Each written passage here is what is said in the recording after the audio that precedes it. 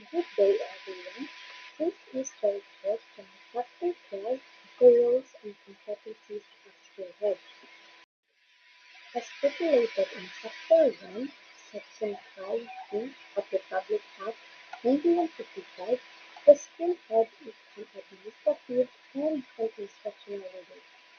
As an instructional leader, he or she supervises instruction by observing teachers while they teach, conducting first observation conferences with individual teachers, mentoring and coaching them, ensuring that teachers have the needed resources for teaching, while physical improvement and fund sourcing the concern of administrative leadership. Health improves schools, the more important concern is improvement of instruction, as this has a direct bearing on the growth. So, this is the example of the competencies for school head on the national competency-based standard, where school head studies is from the Department of Education, where the core principle is school head are competent, committed, and accountable in providing access to quality relevant education for all through transformational leadership and high degree of professionalism. So, the school head must have a school leadership, instructional leadership, and creating a student-centered learning climate. In school leadership, there will be developing and communicating visions, mission, goals, and objectives, database strategic planning, problem solving, building high performance teams, coordinating with others, and leading and managing change.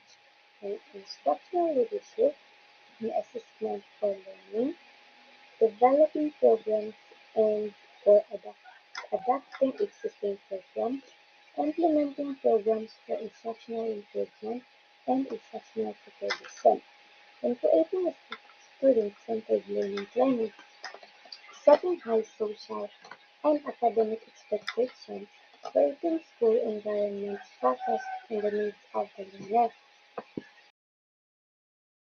Parental involvement and community partnership under two parts. So first is parental involvement. Parents help and child support their child's learning. And the second is external community partnership. The school works with the community, barangays, NGOs, or local leaders to support school program. And the next is school management and operations under three parts. First is managing school operations, so making sure that school runs smoothly every day. And the second is fiscal management, taking care of school money and using it wisely. And the third is using technology and operation, using computers and digital tools to make school work easier. And the last is personal and professional attributes and interpersonal effectiveness. So there are 4 parts. So first is professionalism. So behaving properly and responsibly at work. And the second is communication. Is very important. So speaking and listening clearly to others. And the third is interpersonal sensitivity. So understanding others' feelings and showing respect. And the fourth is fairness, honesty, and integrity. Doing what is right, being truthful, and treating everyone equally. And good afternoon, sir. Good afternoon, classmates. So my topic is all about HR management and professional development under 3 parts. So, what is HR management and professional development? So, HR management or HRM is the broad function of overseeing people in an organized recruitment, pay compliance, while professional development or PD is a key part of it, focusing especially on growing employee skills, knowledge, and abilities for both individual and company growth, often through training, mentorship, and career planning. For example, an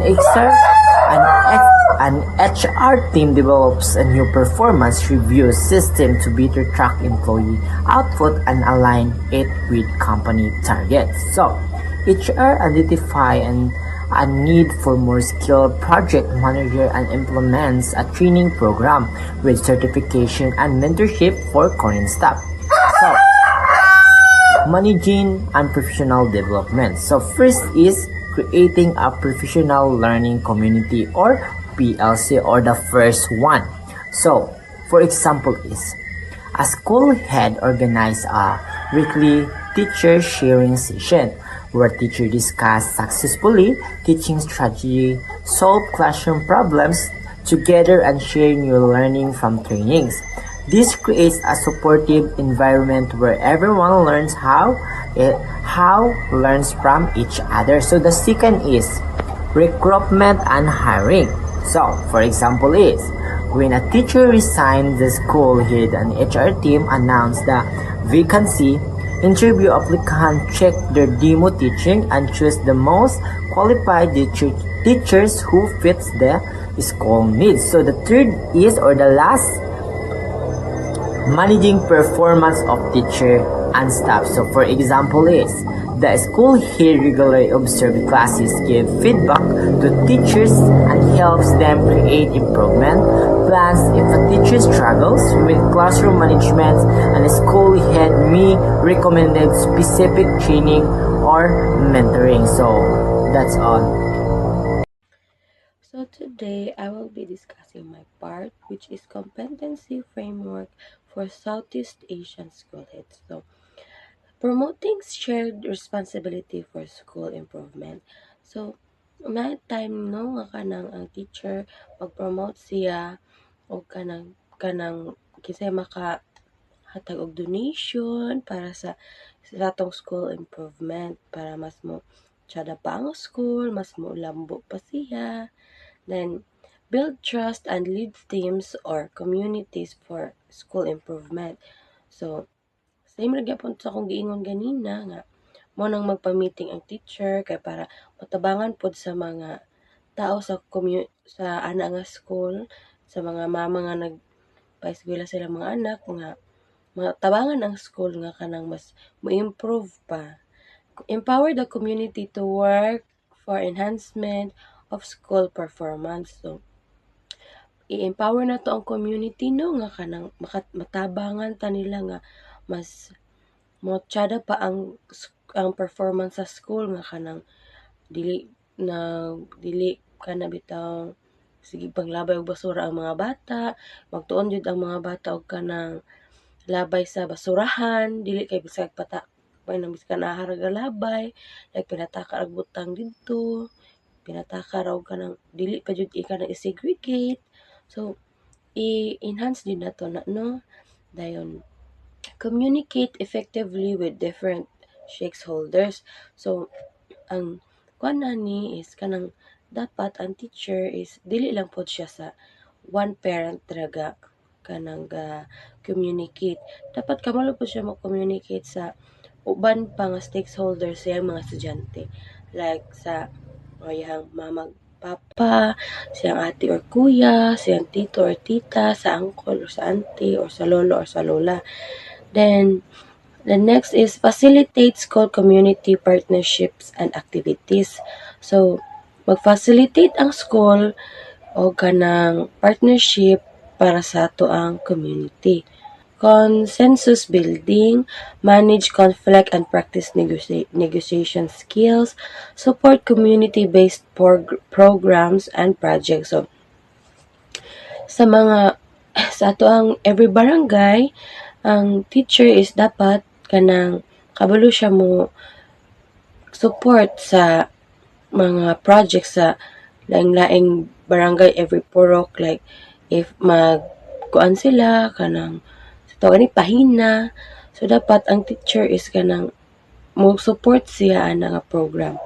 Then communicate school performance report to stakeholders. So si teacher need niya i-report ang performance sa iyahang mga estudyante sa mga mama or papa, sa auntie or sa kuya, sa auntie o sa uncle or sa ate or sa kuya or sa lolo or sa lola.